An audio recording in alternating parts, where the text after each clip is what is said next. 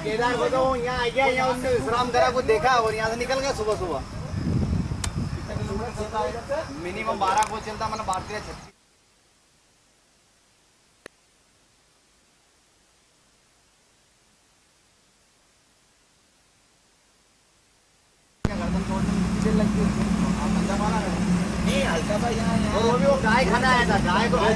बाघ को पकड़ने के लिए एक बार पुनः वन विभाग वही पटकथा लिख रहा है।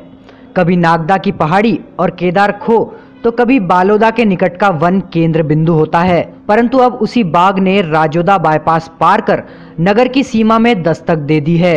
इस बात की पुष्टि डीएफओ पीएस चंपावत ने पगमार्क वाले स्थान का निरीक्षण करने के पश्चात की है। श्री चंपावत के अनुसार 29 जुलाई शनिवार को प्रातः काल से पहले बाघ ने देवास विधायक गायत्री राजे पवार के बाईपास स्थित फार्म हाउस में बाघ के पगमार्क होने की सूचना फार्म के लोगों ने वन विभाग को दी। इसके पश्चात Shri Champawat, ranger Jaiveer Singh, deputy ranger Kailash Malviya और अन्य स्टाफ के साथ पगमार्क वाले स्थान पर पहुंचे और उसका निरीक्षण किया। इसके बाद डीएफओ ने यह स्पष्ट किया कि वे पगमार्क बाघ के ही थे।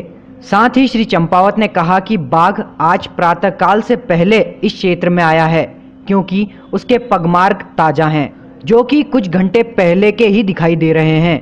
वहां उपस्थित फार्म हाउस के स्टाफ ने अधिकारियों को अवगत कराया कि बाघ यहां पर गाय को खाने के लिए आया था। डीएफओ श्री चंपावत ने यह भी स्पष्ट किया कि नागरिकों को चिंता करने की आवश्यकता नहीं है। बाघ आदमखोर नहीं है, फिर भी सतर्कता आवश्यक है।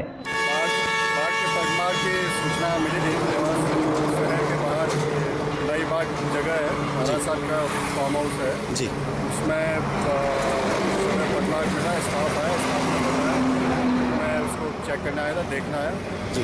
बाघ पे ही पगमार्क है।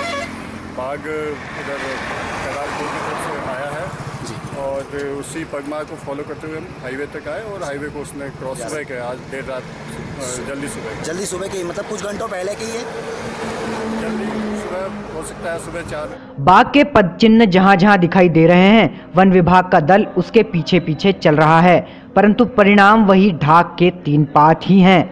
इसके पूर्व भी अनेक दिन तक वन को खंगालने तथा विशेषज्ञ हाथियों की सहायता लेने के बाद भी वनराज वन अमले की पकड़ में नहीं आ पाया था। अब एक बार पुनः उसे पकड़ने के जतन किए जा रहे हैं। यह भी विचारणीय है कि वह कभी ग्रामीणों पर हमला करता है तो कभी उनके पालतू पशुओं का शिकार कर लेता है। बाघ की लोकेशन को ट्रैप करने के लिए वन विभाग द्वारा लगाए गए नाइट विजन कैमरे, पिंजरे, ललचाने के लिए बांधी गई बकरी भी अंततः बाघ को फंसाने में अभी तक सफल नहीं हो पाई है। बाघ कभी नागदा, कभी केदार खो तो कभी बालोदा के जंगल में लुका छिपी खेल खेलता रहा। अब उसने नगर के सीमावर्ती क्षेत्र में अपनी उपस्थिति देकर वन विभाग की खोज की दिशा ही बदल दी है।